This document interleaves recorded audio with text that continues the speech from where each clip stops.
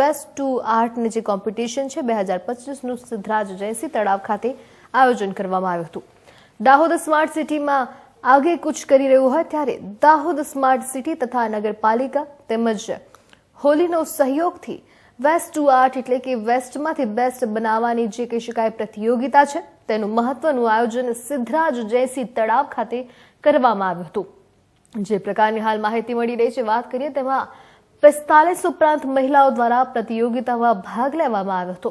આ પ્રતિયોગિતામાં વય જૂથના 2 ગ્રુપ પાડવામાં આવ્યા હતા અને તેમાં કહી શકાય કે લગભગ જે 18 થી 35 હતા અને ત્યારે 35 થી ઉપરની વય આમ 2 પ્રકારના જૂથ પાડવામાં આવ્યા હતા અને તેમાં નિર્ણાયકો દ્વારા નિરીક્ષણ કરતા પ્રતિયોગીઓ પાસે જઈને તેઓ શું બનાવી રહ્યા છે તે નિરીક્ષણ કરવામાં આવ્યું હતું। નિરીક્ષણ બાદ તેઓએ અસમંજસમાં પડી ગયા હોય તેવું લાગી રહ્યું હતું કે કોને નંબર આપીએ અને કોને નંબર ના આપીએ। તેમ છતાં પણ તેમના દ્વારા પ્રામાણિકતાપૂર્વક 1 થી 3 બેસ્ટ નંબર આપવામાં આવ્યા હતા અને જેમની પુરસ્કાર જિલ્લા કલેક્ટર યોગેશ નિરગુડે હસ્તક આપવામાં આવ્યા હતા। મેડલ તથા સર્ટિફિકેટ એનાયત કરાયા હતા અને તથા દરેક પ્રતિયોગીને સર્ટિફિકેટ પણ આપવામાં આવ્યું હતું। આ પ્રતિયોગિતામાં દાહોદ જિલ્લા કલેક્ટર યોગેશ નિરગુડે, નગરપાલિકા ઉપપ્રમુખ શ્રદ્ધાબેન ભંડગ ઉપરાંત દાહોદ નગરપાલિકા મહિલા કાઉન્સિલરો તેમજ હોલી ગ્રુપની મહિલાઓ તેમજ જનતા ઉપસ્થિત રહી હતી। આજે કાર્યક્રમનું આયોજન થયું તેમાં સફળ બનાવવામાં આવ્યો હતો।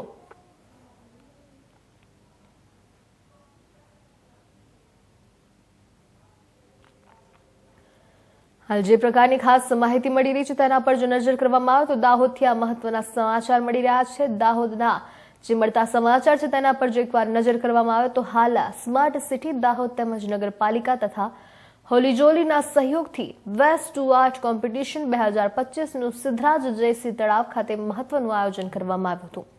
દાહોદ સ્માર્ટ સિટીમાં આગે કુછ કરી રહ્યું હોય ને ત્યારે દાહોદ સ્માર્ટ સિટી તથા જે નગરપાલિકા છે તેમજ હોલીના સહયોગથી વેસ્ટ ટુ આર્ટ એટલે કે વેસ્ટમાંથી બેસ્ટ બનાવવાની જે પ્રતિયોગિતા છે તેનું મહત્વનું ખાસ આયોજન સિદ્ધરાજ જયસિંહ તળાવ ખાતે કરવામાં આવ્યું હતું। જે પ્રકારની માહિતી મળી રહી છે નજર કરીએ તો 45 ઉપરાંત મહિલાઓ દ્વારા ખાસ આ પ્રતિયોગિતામાં ભાગ લેવામાં આવ્યો હતો અને આ પ્રતિયોગિતા છે તેમાં વય જૂથના 2 ગ્રુપ બનાવવામાં આવ્યા હતા અને જેમાં એક ગ્રુપ છે 18 થી 35 વર્ષનું અને બીજું ગ્રુપ છે 35 થી ઉપરની વયનું। આમ 2 ગ્રુપો પાડવામાં આવ્યા હતા। નિર્ણાયકો દ્વારા નિરીક્ષણ કરતા પ્રતિયોગીની દરેક પ્રતિયોગી પાસે જઈને તેઓ શું બનાવી રહ્યા છે તે જોવામાં આવ્યું હતું। નિરીક્ષણ બાદ તેઓ પણ અસમંજસમાં મુકાઈ ગયા હતા કે કોણે કયો નંબર આપવો કારણ કે બધાનું કામ સર્વશ્રેષ્ઠ હતું। છતાં પણ તેઓ દ્વારા પ્રામાણિકતાપૂર્વક 1 થી 3 બેસ્ટ પુરસ્કાર નક્કી કરવામાં આવ્યા હતા અને ત્યારે પુરસ્કાર જિલ્લા કલેક્ટર યોગેશ નિરગુડે હસ્તક મેડલ તથા સર્ટિફિકેટ એનાયત કરવામાં આવ્યા હતા। દરેક પ્રતિયોગીને સર્ટિફિકેટ પણ આપવામાં આવ્યું હતું।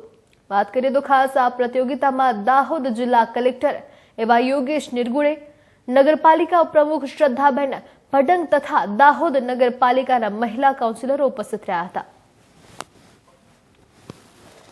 સ્માર્ટ સિટી તથા દાહોદ નગરપાલિકા અને હોલીજોલી સહયોગી સંસ્થાના સંયુક્ત ઉપક્રમે આજે દાહોદ શહેરમાં સિદ્ધરાજ જયસિંહ છાપ તળાવમાં વેસ્ટ ટુ આર્ટ એટલે કે વેસ્ટમાંથી બેસ્ટ સ્પર્ધાનું આયોજન કરવામાં આવ્યું હતું, જેમાં દાહોદ શહેરની 50 થી વધુ મહિલાઓએ હોશે ભાગ લીધો છે અને આજે દાહોદની મહિલાઓ થકી સર્જનાત્મક શક્તિ દ્વારા દાહોદની વિકાસને એક અલગ જ વેગ દેખવા મળ્યો છે।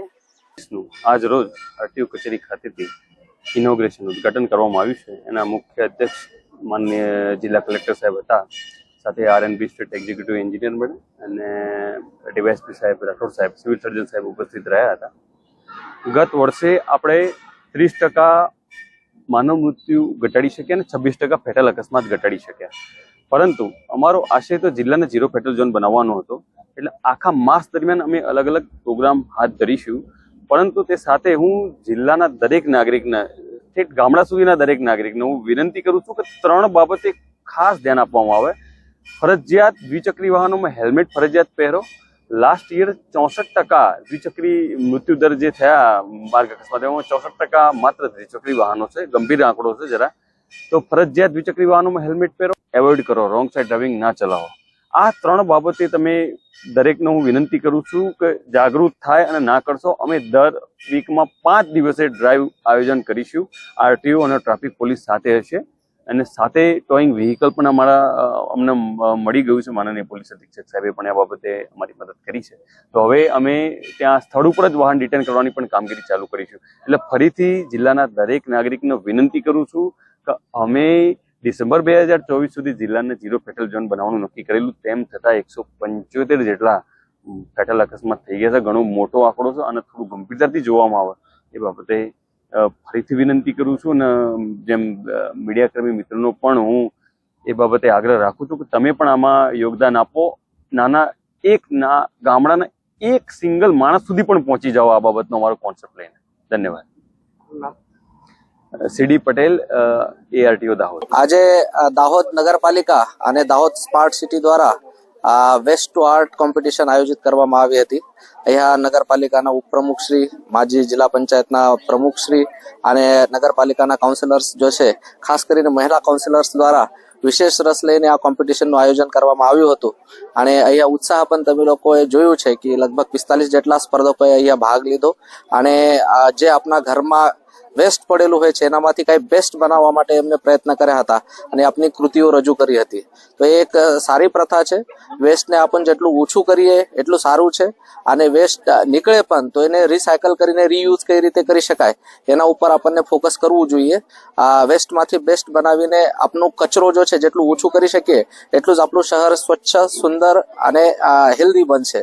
તો હું ફરી એકવાર અમારા નગરપાલિકાના બધા કાઉન્સિલર્સને અને અહીંયાના પદાધિકારીઓને અને વહીવટી તંત્રને અભિનંદન આપું છું કે તેઓ દ્વારા રવિવારના દિવસે આવા પ્રકારનું આયોજન કરવું. અને ખાસ સ્પર્ધકોને અભિનંદન પાઠવું છું કે રવિવારના દિવસે ઘણા બધા બીજા પ્લાન્સ હોય છે એ છોડીને આ લોકો અહીંયા આવ્યા અને અહીંયા પાર્ટિસિપેટ કર્યું.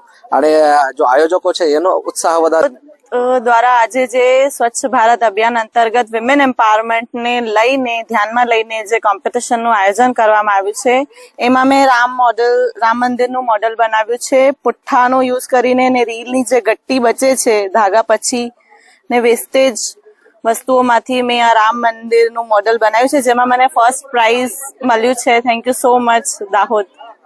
કોઈ પણ કચેરીમાં હેલ્મેટ સિવાય આવવું નહીં. તમે જોતા છો